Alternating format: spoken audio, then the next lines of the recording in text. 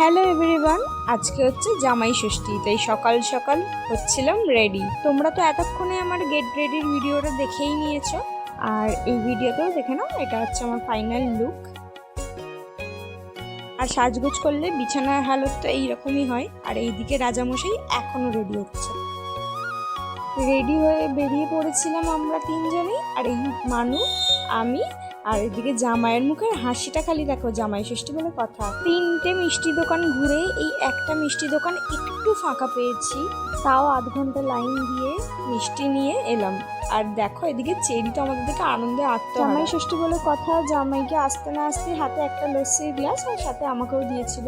জামাই ষষ্ঠীর সাথে সাথে কালকে ছিল পশ্চিমবঙ্গ দিবস, তাই মানুকে ওর দাদু নিয়ে গেছিল আর ওখান থেকে লাড্ডু দিয়েছিল সব বাচ্চাদেরকে। তারপর জামাই ষষ্ঠীর জন্য পরের ধাপ, সুন্দর করে থালা সাজিয়ে সব অ্যারেঞ্জমেন্ট করার পরে গিফট দেয়া নেওয়া হচ্ছিল।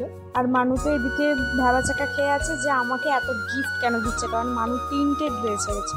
সেই সব ফটো তোমরা আমার প্রোফাইলে পেয়ে গেছো। আর এদিকে জামাইয়ের ফটো শ্যুট করার পরে আমি তো কি করব, একটা মিষ্টি তুলে গপ করে খেয়েই নিয়েছি।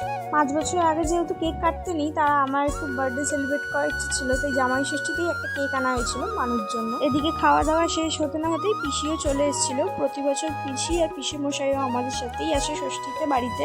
আর পিসি এসে একতলা ফল নিয়ে বসে পড়েছে আর আমাকে দেখিয়ে দেখিয়ে আমটা খাচ্ছে, খালি দেখো। ভাবছে ফটো তুলছি, কিন্তু ভিডিও করে নিয়েছি।